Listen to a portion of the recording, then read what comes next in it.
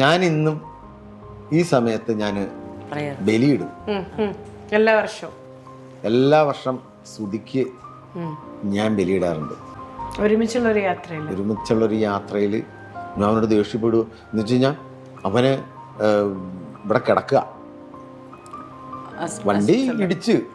വണ്ടി ഇടിച്ചിട്ട് ഞാൻ ഉറങ്ങിപ്പോയി, എപ്പോഴും ഉറങ്ങിപ്പോയി വെളുപ്പിനെ.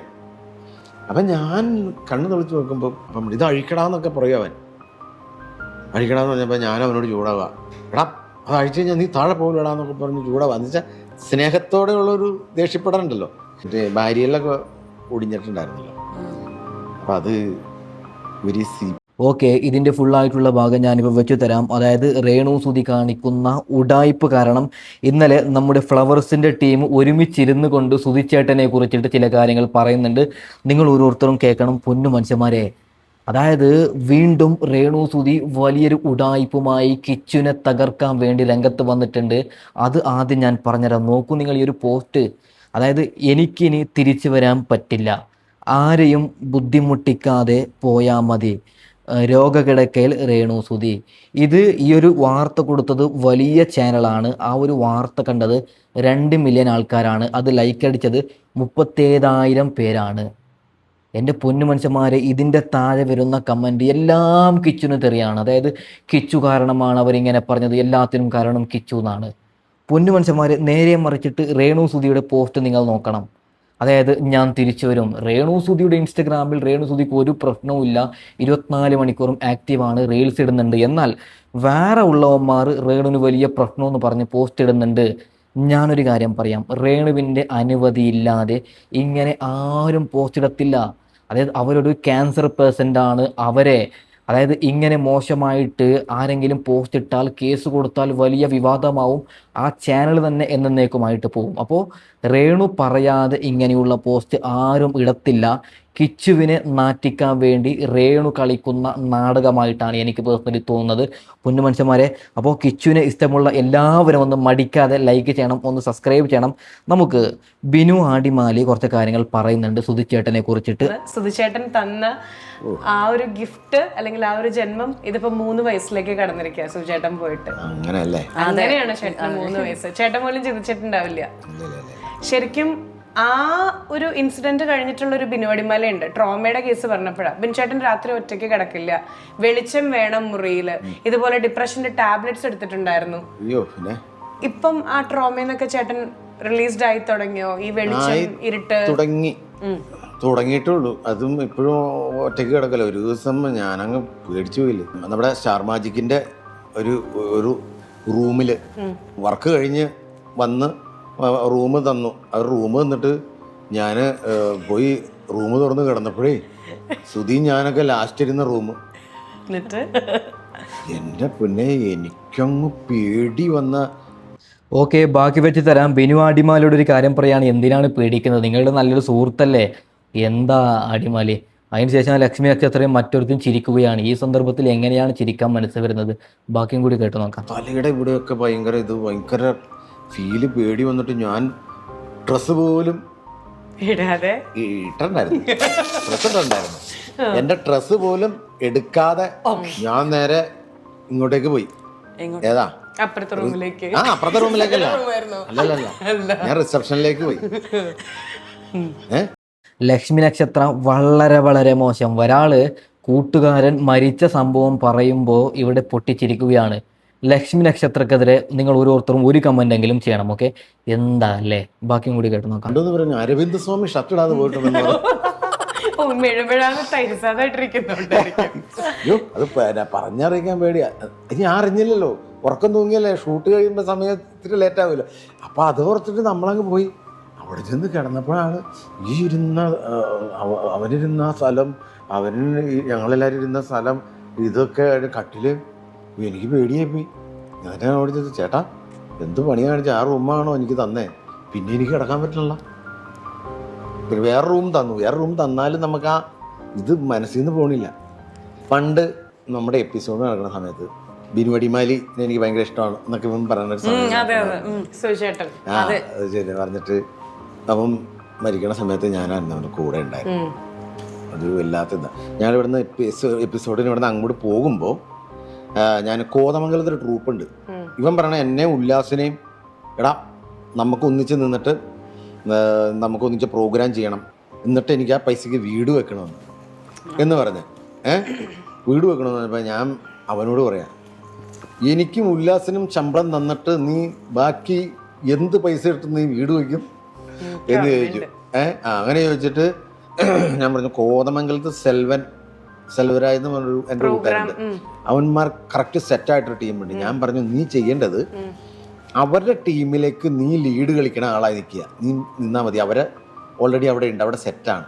അങ്ങനെ വിളിച്ചാൽ അതൊക്കെ റെഡിയാക്കിയപ്പം അവൻ അവിടെ നിന്ന് വെച്ച് ബാക്കിലേക്ക് രണ്ട് ഫോൺ കൊടുത്ത് സുധിക്ക്. അപ്പം സുധി എടാ പൊന്നെ എന്നെ പൊന്നാരെ ചക്കര എന്നൊക്കെ വിളിച്ച് അവനോട്ട് സംസാരിച്ച് അതൊക്കെ ഫിക്സ് ചെയ്തിട്ടാണ് പോണേ.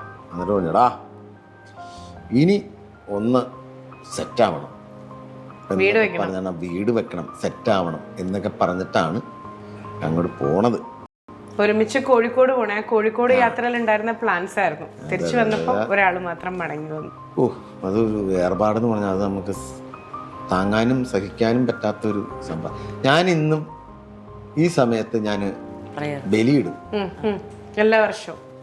എല്ലാ വർഷം സുധിക്ക് ഞാൻ ബലിയിടാറുണ്ട്. കലാഭവൻ മണിച്ചേട്ടന് ഞാൻ ബലിയിടാറുണ്ട്. വീട്ടിൽ സ്വന്തക്കാരും മരിച്ചതിൻ്റെ ഫീലായിപ്പോയി. അച്ഛനൊക്കെ വയസ്സായും ഒക്കെ അല്ലേ മരിച്ച, അമ്മച്ചിയുടെ അച്ഛനമ്മയൊക്കെ. പക്ഷെ ഇതല്ലല്ലോ, നമ്മുടെ കൂടെ നമുക്ക് ഇങ്ങനെ നിന്ന് കണ്ടുവച്ച് പെട്ടെന്നൊരു സുപ്രഭാതത്തിൽ ഒരുമിച്ചുള്ളൊരു യാത്രയിൽ ഞാൻ അവനോട് ദേഷ്യപ്പെടുക എന്ന് വെച്ച് കഴിഞ്ഞാൽ അവന് ഇവിടെ കിടക്കുക, വണ്ടി ഇടിച്ചിട്ട് ഞാൻ ഉറങ്ങിപ്പോയി, എപ്പോഴും ഉറങ്ങിപ്പോയി വെളുപ്പിനെ. അപ്പം ഞാൻ കണ്ണ് തെളിച്ച് നോക്കുമ്പോൾ ഫ്രണ്ട് ഗ്ലാസ്സിൽ ഭയങ്കര വെട്ടം. ഞാൻ ഓർത്ത് ഇനി ഷൂട്ടിംഗ് ലൊക്കേഷൻ വല്ലതും ആണോ. എനിക്ക് ബോധം പോയി, ഒറ്റയടിക്ക് എൻ്റെ ബോധം പോയിട്ട് ഞാനതല്ലോ ഷൂട്ടിങ് വല്ലതും നടക്കുവാണെന്ന് എൻ്റെ വിചാരം.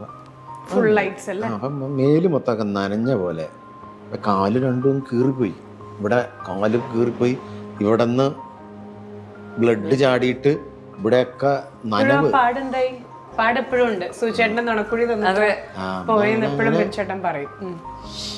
അങ്ങനെയാണ്. അപ്പം സുധീനെ സ്ട്രെച്ചറിലേക്ക് കയറ്റാൻ ഞാനും കൂടെ ഇരിക്കുക. അപ്പം ഇവരിങ്ങനെ കിടന്നിട്ട് ഈ ശ്വാസം കിട്ടാത്തതുകൊണ്ട് ഇങ്ങനെ തലയൊക്കെ ഇങ്ങനെ അങ്ങോട്ടും ഇങ്ങോട്ടൊക്കെ ആക്കുന്നു.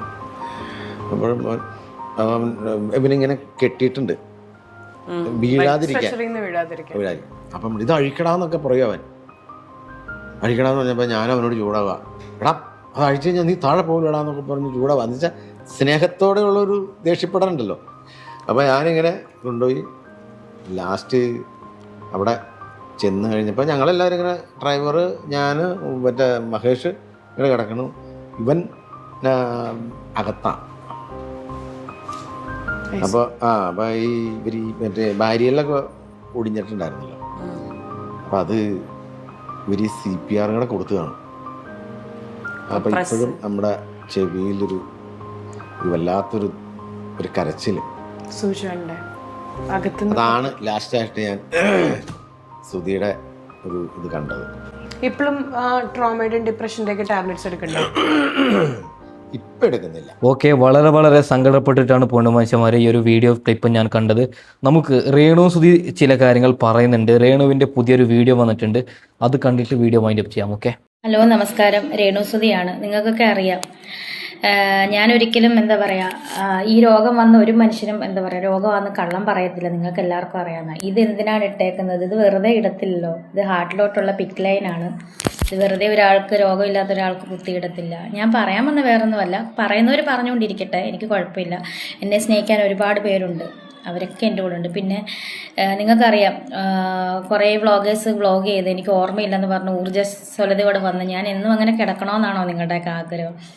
അപ്പം ഞാൻ കീമോ കഴിഞ്ഞാൽ നിങ്ങൾക്കറിയാം, അറിയാവുന്നവരോട് ചോദിച്ചാൽ മതി, കീമോ കഴിഞ്ഞാൽ നമുക്ക് നമ്മുടെ ഓർമ്മയും കാര്യങ്ങളൊക്കെ ജസ്റ്റ് പോവുക, അതുപോലെ കിടപ്പായിരിക്കും. കിടന്നുകൊണ്ട് ആ സമയത്തെടുത്ത വീഡിയോ ആണത്. അത് കഴിഞ്ഞ് ഞാൻ ഓക്കെ ആയി വന്നു. എപ്പോഴും എൻ്റെ കുഞ്ഞിന് വേണ്ടി ഞാൻ ഓക്കെ ആയല്ലേ പറ്റത്തുള്ളൂ. എന്നെ സ്നേഹിക്കുന്ന ഒരുപാട് പേരുണ്ട്. പിന്നെ നിങ്ങൾക്കറിയാം, എൻ്റെ വരുമാന മാർഗം ഇപ്പം ഒന്നുമില്ല.